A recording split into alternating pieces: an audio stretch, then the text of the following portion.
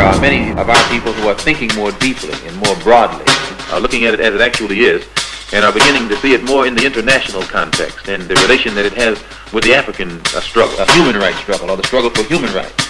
And as such, we can then take it into the United Nations. And bring about the freedom of these people by any means necessary. Peace, family. I'm doing this video on behalf of We Charge Colonialism. We're an organization essentially of Africans in America that are seeking to raise awareness of the fact that our people are being colonized by the United States government, despite the fact that our ancestors built this country and built this government. So we are seeking just to raise awareness of the nature of our oppression, of the fact that we are still under a colonial regime, and that the only way that we can essentially get away from the types of oppressions like police brutality that we're dealing with is to undo the colonial relationship between us and the exterior society. So that's what we're about. If you want to know more about us, you can visit us at wechargecolonialism.org, and you can also email us if you're interested in being a member at wechargecolonialism@gmail.com. Now, in the nature of our organization, as I said, we focus on the issue of Africans in America being colonized.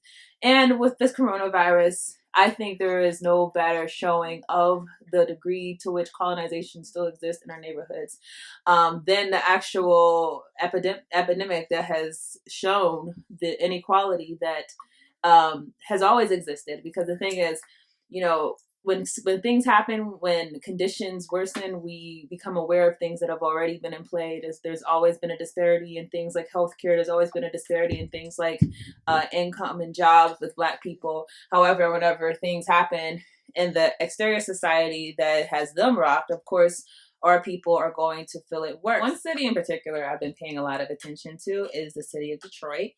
And for a lot of reasons, Detroit is essentially a Black city. And it's one of the cities that, of course, has been hit very hard by a number of things, including the deindustrialization of America and the ghettoization of Black communities. And so Detroit is definitely a city to pay attention to when things like this happen, similar to many other cities like Baltimore or Atlanta. It's a Black city. Unfortunately, Detroit, because of the level of oppression that has continued inside of that city of the Black people, is showing that our people are going to possibly be hit very, very, very hard, and have already been hit very, very hard by the coronavirus. So I want to read through this article. It says, "Coronavirus sweeps through Detroit, a city that has seen crisis before." And this is written by the New York Times. The article says, "It has seen its population plummet, houses fall to ruin, and the largest municipal bankruptcy in the nation. Now another crisis has descended upon Detroit, the coronavirus. In less than 2 weeks, 35 people with the coronavirus have died in Detroit. The police chief has tested positive for the virus, and more than 500 police officers are in quarantine. On Sunday morning, the city's downtown, a center of Detroit's post-bankruptcy resurgence, was quiet and mostly deserted." And I actually want to pause right there because I'm in the city of Newark right now. And that's one thing I definitely noticed there are cities that are obviously the people who live in the cities are majority Black, but there are businesses there, there are corporations, there are banks there, and that obviously brings people who are not from our community into the city. And it's funny, we hear about all these jobs inside of certain cities, all these jobs in New York City, all these jobs in different places, and we think, well, okay, good, these jobs are inside of Newark. And we think that that's a call to say, oh, yeah, we're making progress. But more times than not, these jobs are being given to people who commute into the city. And that's one thing that I definitely noticed was when the virus worsened, I noticed downtown became this weird kind of ghost town. But for the first time, I noticed so many people who were Black outside and so little people who were white. I hardly seen any, or even just non-Black, period.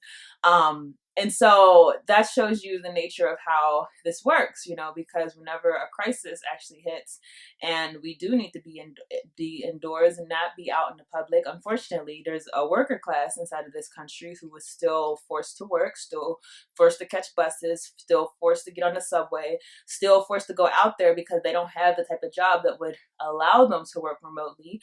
And even if that's not the issue. They don't have the type of job that will give them benefits to where they can stay at home and handle things or even be sick.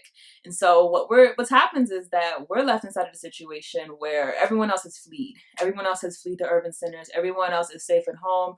And yet the worker class, the people who live in the city, the people who are going to be most affected, they are trapped inside of a situation. And the people who benefit from the system obviously are going to be the safest ones in the system, which again is a reflection of the colonized state that we are in.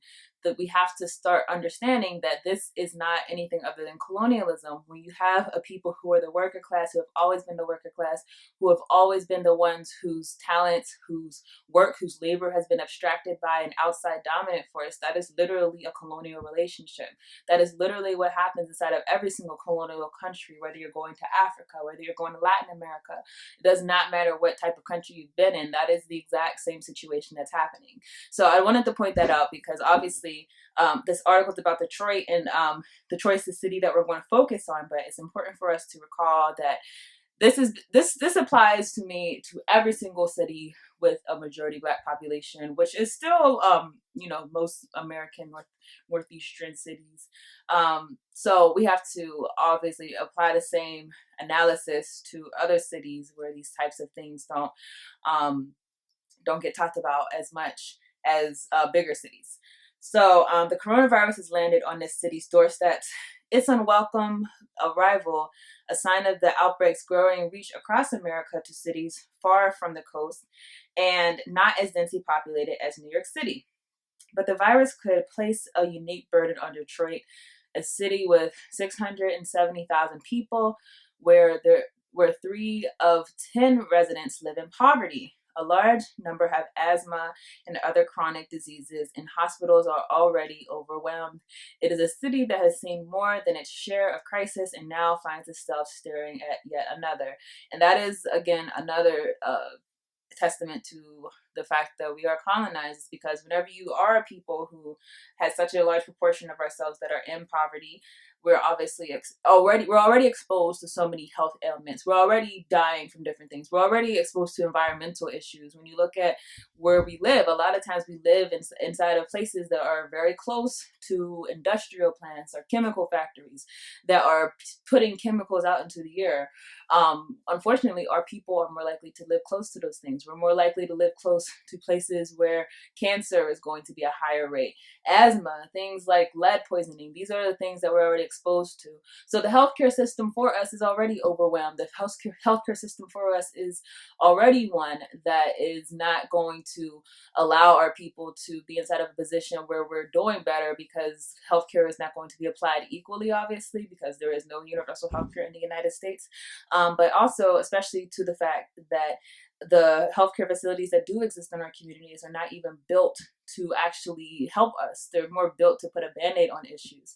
I don't know if you've ever gone to a city, to a hospital, that you could just tell the attitude there is that we're going to do the bare minimum to get these people off of our backs. But I have been to those types of healthcare facilities, and when you see the difference of treatment, when you go to a hospital on another side of town versus on the side of town where all the residents are sent to, you see that there is an expectation that our people are not going to be given the best services.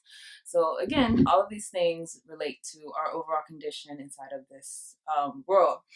Now, residents have been shaken by a number of people who have fallen ill from the virus, including a well-known community activist, Marlo Sotomayor, who died last week at the age of 43, which is ridiculous. He attended a neighborhood pancake breakfast on March 6th, where several police officers apparently were exposed. Everyone is starting to understand that this virus is looking for more hosts, the mayor said, even if you're young and healthy. By Monday afternoon, there were more than 6,500 cases in Michigan, making it the fourth state with the crisis behind New York, New Jersey, and California. No one is sure why Detroit region is seeing a flood of cases in the week since officials announced the state's first known case. The mayor said he suspected that the region's international airport, with a significant number of flights from overseas, may have contributed to the spread. Since then, the virus has spread to employees in Detroit Fire Department, police and fire departments, and other city services. And that again is another issue when it comes to us, is because a lot of times we're going to be stationed next to enterprises that do bring money into certain localities, that doesn't reach to us, but with those enterprises might not come the same supplies, might not come the same protection, might not come the same public safety awareness that would inside of places where the population doesn't look like us. And so the question that I have is that to what degree were the people of Detroit being protected? Because I know other places they were pushing, sanitization, pushing gloves, pushing things like that. Was this also being pushed inside of Detroit, or were the people already looked at as being collateral damage? That's just questions that come to my mind when I read things like that. Scrolling down some. Okay, so one nurse practitioner who works at several hospitals in the Detroit area described the dire scenes unfolding. Hospitals in Detroit Medical Center network are putting 2 patients at a time into intensive care units that are made for 1 patient because of the shortage of equipment. Some patients are hooked to portable monitors that cannot be monitored in a single central system. Every day I drive home, I start crying, the nurse said. I've been in healthcare for 20 years and I've never seen anything like this. Also emerging as a concern in a moment when hand washing has become essential is water services in Detroit homes, where it has been shut off for non-payment. That's right. So you have a pandemic going on. You see the rest of the world trying to respond to their population. You see countries that are saying no more utility bills, saying we're going to postpone the mortgage payments also. We're going to give you certain checks and all this stuff. But we're not going to do this for America. And I personally believe that a lot of the reasons why America is reluctant to do things that it classifies as socialism, for example, universal health care, for example, things like this, when it comes to saying, okay, let's give a payment to everyone. Part of me honestly believes that the concern is that they're going to they have to give it to Black people if you're going to give it to everyone. I honestly think that if Black people were not the underclass in this country, and that's not to say that European countries do not have similar systems. Understand, usually inside of the European countries, they don't have a significant Black population. They have a Black population, but it's not a significant factor as far as a racial caste system where they extract all the resources from the population. Their resources usually come from outside of the country via Africa. You'll see, for example, countries like the UK or countries like France, who they might not lean so heavily on the Black population in their country. It's not to say that those Black populations are not oppressed, because every single place where Black people are, we are being oppressed, and we are being the most oppressed. But it's to say that those who are in the country, they're not the backbone of the exploitation. They rely on those outside. Now, the United States, I believe, relies on both. It relies on Black people in the United States to be the underclass that it's going to extract resources from, that it's going to make money off of, that it's going to have industries built around, such as the prison industrial complex. But obviously, the United States is also number one as far as imperialism and colonialism internationally. So it's like a double source of resiliency to the system that exists in the United States. But I believe that. I believe that a part of the reason that they weren't going to lift things like mortgages, the part of the reason that they weren't going to give payments out, is because the United States government is absolutely opposed to doing anything that could significantly help those who are African American. Think about it. Think about all the Black people who don't hardly make anything. Think about the fact that the United States government would be mandated to give them however much a month. Let's say something generous like $1,500 a month. Think about those who barely make $500 a month. Think about them having to give them money. Think about what that would do to the American plot to ensure that those people are not able to go past a certain amount. I believe, again, I truly believe that had our Black population not been positioned in the way that it is in this country, that it might have been a different result. And that goes to further to show you, people, that if you think slavery reparations are going to happen anytime soon, understand that if they're not willing to save their own people, they're sure not willing to save our people or even do right by our people. That's a side subject. Again, I'm obviously for the concept of slavery reparations, but in all practicality, do I think that the United States government is going to respond to calls for slavery reparations inside of this environment where they completely shut it out of the dialogue and put inside of the who have basically positioned to take the Democratic seat for to run for president, of someone who has campaigned viciously against our own people, calling us things like super predators or thugs and everything, and put in place a crime bill that was going to rape our community of our most valid, our most needed asset, and that is our men and our women. Do I think that this current environment is going to see slavery reparations? No, I don't. So that's just the side. But yeah, so there's an issue with shutting off utilities, right? So city officials promised to resolve the water service in those homes, and hundreds of people have had it destroyed by the restored by the weekend, city officials say. The number was expected to grow in the coming days. City officials promised, but activists questioned whether the city leaders even know all the homes where water is needed and called on officials to move more rapidly to solve the problem. I think I'm gonna stop here. Again, this article is on the New York Times, but I want to point out too, not only is this obviously a situation in America, we also have our brothers and sisters on the African continent. Understand that we're all being put inside of a position because all of us exist inside of a systems of global white supremacy. Now, obviously, in the U.S., it's a system of national white supremacy, but it's also a system of global white supremacy. And our people in Africa, they are inside of a system of global white supremacy, although they are inside of countries that are per se independent. We know that those governments are bought for by the West. We know that those governments are not representative of the people, but they are representative of white capitalist interest. And because of that, it is basically reasonable to assume that if something doesn't happen, if a miracle doesn't come, that Africa will be the one to suffer the most. Because when you talk about not having enough ventilators, talk about a continent that has been raped and pillaged and has had their healthcare system on crutches way before this crisis. And you think about the United States healthcare system is horrible, right?